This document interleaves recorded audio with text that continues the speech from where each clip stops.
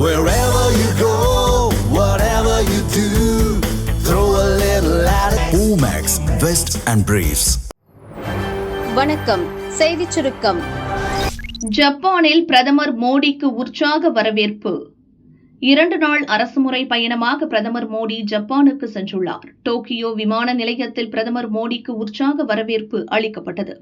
இதனைத் தொடர்ந்து ஜப்பானில் நடக்கும் 15வது வருடாந்திர உச்சி மாநாட்டில் பிரதமர் மோடி கலந்து கொள்கிறார்.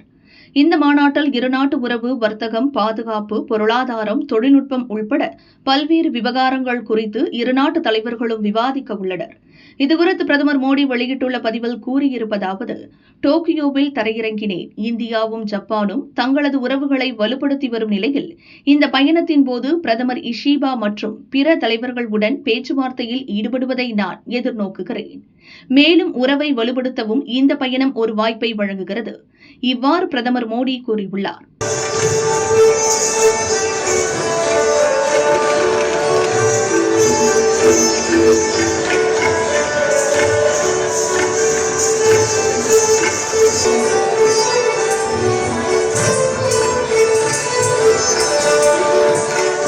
ஜப்பான் பயணத்தை முடித்துக் கொண்டு பிரதமர் மோடி ஆகஸ்ட் 31ஆம் தேதி சீனா செல்கிறார்.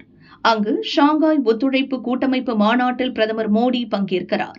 சர்வதேச அரசியல் பதற்றம், அமெரிக்காவின் வரி விதிப்புகளுக்கு இடையே இந்த ஆண்டு நடக்கும் வெற்றி தினத்திற்கு பல நாட்டு தலைவர்களை சீன அதிபர் ஷி ஜின்பிங் அழைத்துள்ளார். அதன்படி ரஷ்ய அதிபர் விளாடிமிர் புட்டின், வடகொரிய அதிபர் கிம் ஜாங் உன் உட்பட 26 வெளிநாட்டு தலைவர்கள் பங்கேற்க உள்ளனர். ரூபாய் 6000 கோடி முதலீடு என்ன ஆனது? அரசுக்கு அண்ணாமலை கேள்வி. தமிழ்நாட்டுக்கான துபாய் முதலீடு என்ன ஆனது என பாரதிய ஜனதா முன்னாள் மாநில தலைவர் அண்ணாமலை முதல்வர் ஸ்டாலினிடம் கேள்வி எழுப்பியுள்ளார். இந்திய அளவில் உற்பத்தித்துறை வேலைவாய்ப்பில் தேசிய அளவில் தமிழ்நாடு முதலிடத்தில் உள்ளதாக மத்திய அரசின் ஆய்வு அறிக்கை கூறியுள்ளது. இது பெருமைப்பட வேண்டிய ஒன்று என முதல்வர் ஸ்டாலின் கூறினார். இந்த நிலையில் தமிழக அரசு கடந்த கால சாதனைகளை மட்டுமே கொண்டாடி வருகிறது. ஆனால் எதிர்கால வளர்ச்சிக்கான தொலைநோக்கு இல்லை என அண்ணாமலை சாடியுள்ளார். 2023-24லும் 2020-21லும் தமிழ்நாட்டின் வேலைவாய்ப்பு விகிதம் அதே அளவிலேயே உள்ளது. ஆனால் உத்தரப்பிரதேசத்தில் 1.2% வளர்ச்சி மற்றும் மகாராஷ்டிராவில் 0.7% வளர்ச்சி ஏற்பட்டுள்ளது. தமிழகம் தேங்கிவிட்டது. துபாயிலிருந்து 6000 கோடி ரூபாய் முதலீடு வந்ததென்று அரசு அறிவித்தது. அந்த முதலீடு எங்கே போனது? உண்மையில் அது நிறைவேறியதா? கடந்த 4 ஆண்டுகளில் IEM அடிப்படையில், அதாவது தொழில்துறை தொழில் முனைவோர் மெமோரண்டம் மூலம் தமிழகத்திற்கு 37,307 கோடி கிடைத்துள்ளது. அதே நேரத்தில் குஜராத்துக்கு ரூபாய் 2,89,110 கோடி, மகாராஷ்டிராவுக்கு ரூபாய் 1,65,655 கோடி, உத்தரப்பிரதேசத்திற்கு ரூபாய் 56,900 கோடி கிடைத்துள்ளது. மற்ற மாநிலங்களெல்லாம் முன்னேறி வருகையில் தமிழகம் பின்தங்கியுள்ளது என அண்ணாமலை தெரிவித்துள்ளார். விநாயகர் சதுர்த்தி விழா கெடுபிடி காட்டும் போலீஸ், காடேஸ்வரா கண்டனம். விநாயகர் சதுர்த்தி விழாவை சீர்குலைக்க தமிழக காவல்துறை சதி செய்வதாக இந்து முன்னணி மாநில தலைவர் காடேஸ்வரா சுப்பிரமணியம் குற்றம் சாட்டியுள்ளார். தமிழகத்தில் 42 ஆண்டுகளாக விநாயகர் சதுர்த்தியை இந்து ஒற்றுமை எழுச்சி திருவிழாவாக இந்து முன்னணி நடத்தி வருகிறது. ஜாதி, மொழி வேறுபாடின்றி இந்துக்கள் ஒவ்வொரு பகுதியிலும் ஒன்று கூடவும் வழிபாட்டு உரிமையை உணரவும் இந்த விழா நடத்தப்படுகிறது. சமுதாய ஒற்றுமை தமிழக அரசிற்கும் காவல்துறைக்கும் கசக்கிறது. மக்களை பிரித்தாளும் சூழ்ச்சி செய்யவும் விநாயகர் சதுர்த்தி விழாவை கெடுக்கவும் கட்டுப்பாடு என்ற பெயரில் சதி நடக்கிறது. நேற்று முன்தினம் சென்னையில் பல இடங்களில் தேவையற்ற கெடுபிடிகளை காவல்துறை ஏற்படுத்தியுள்ளது. சூளைமேடு பகுதியில் நள்ளிரவில் விநாயகர் சிலையை காவல்துறையினர் துணையோடு திருடிச் சென்றது CCTV கேமராவில் பதிவாகியுள்ளது.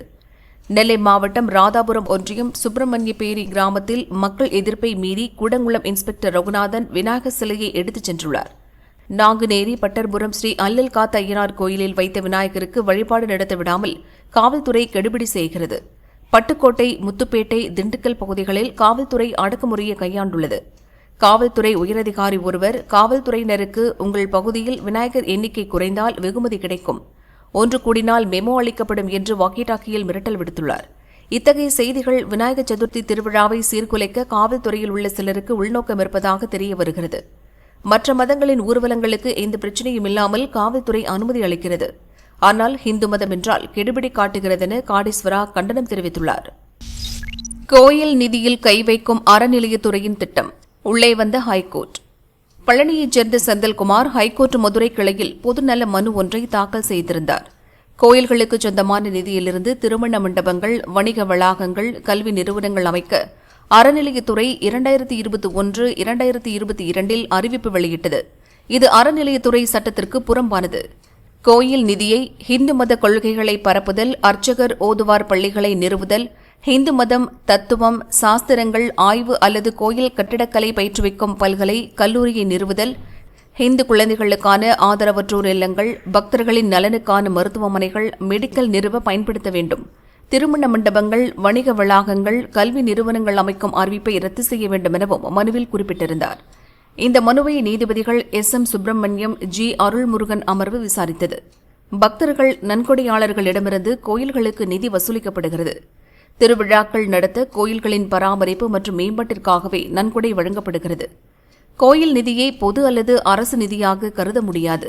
அதை பொது நோக்கங்களுக்காக அரசின் நிதியாக பயன்படுத்த முடியாது. கோயில் நிதியில் வணிக நோக்கில் திருமண மண்டபங்கள் உட்பட கட்டிடங்கள் அமைப்பது அறநிலைய சட்டத்திற்கு எதிரானதென பழனி தண்டாயுதபாணி சுவாமி கோயில் நிதியிலிருந்து திருமண மண்டபம் அமைக்கும் அரசாணைக்கு எதிரான மற்றொரு வழக்கில் இதே கோர்ட் கடந்த 19 கொடுத்த உத்தரவு இந்த வழக்கிற்கும் பொருந்தும். கோயில் நிதியில் வணிக வளாகம், கல்வி நிறுவனம், திருமண மண்டபங்கள் அமைக்கும் அறிவிப்பு ரத்து செய்யப்படுவதாகவும் நீதிபதிகள் உத்தரவிட்டனர்.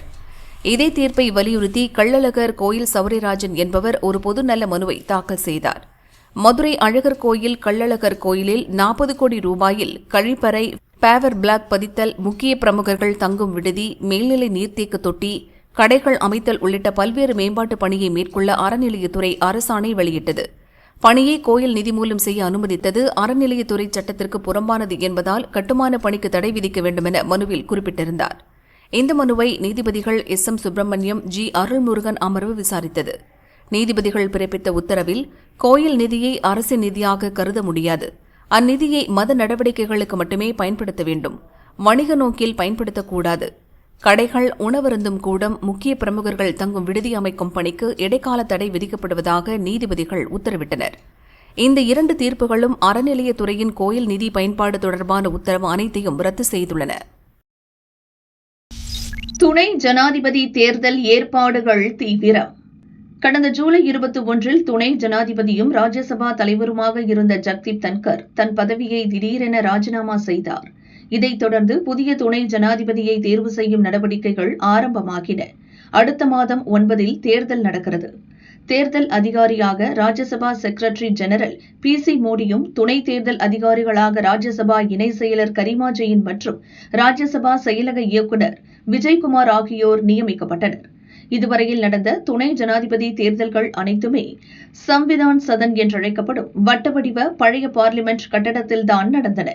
முதல் முறையாக புதிய பார்லிமெண்ட் கட்டடத்தில் துணை ஜனாதிபதி தேர்தல் நடக்கவுள்ளது. தேர்தல் குறித்து ராஜ்யசபா செயலகம் வெளியிட்டுள்ள அறிவிப்பில், லோக்சபா, ராஜ்யசபா என 2 சபைகளின் எம்பிக்களும் ஓட்டு அளிக்க தகுதி படைத்தவர்கள்.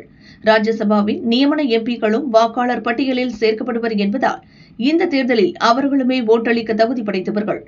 பார்லிமெண்டில் உள்ள F101 வசுதா அரங்கில் ஓட்டுப்பதிவு காலை 10 மணிக்கு துவங்கி மாலை 5 மணி வரை நடக்கும். அதே நாள் மாலை 6 மணிக்கு ஓட்டு எண்ணிக்கை துவங்கி முடிவுகள் அறிவிக்கப்படும் என தெரிவிக்கப்பட்டுள்ளது. ஓட்டுப்பதிவு தினத்தன்று பார்லிமெண்ட் வளாகம் முழுதும் சிறப்பு பாதுகாப்பு ஏற்பாடுகளை செய்வது குறித்து பார்லிமெண்ட் பாதுகாப்பு உயரதிகாரிகளும் CISF படை உயர் அதிகாரிகளும் இணைந்து ஆலோசனைகளையும் மேற்கொண்டு வருகின்றனர்.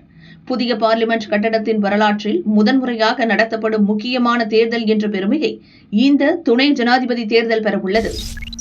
இந்தியாவுக்கு மட்டும் தண்டனை, சீனாவுக்கு ஏன் வரி விலக்கு? அதிபர் டிரம்புக்கு ஜனநாயக கட்சி எதிர்ப்பு.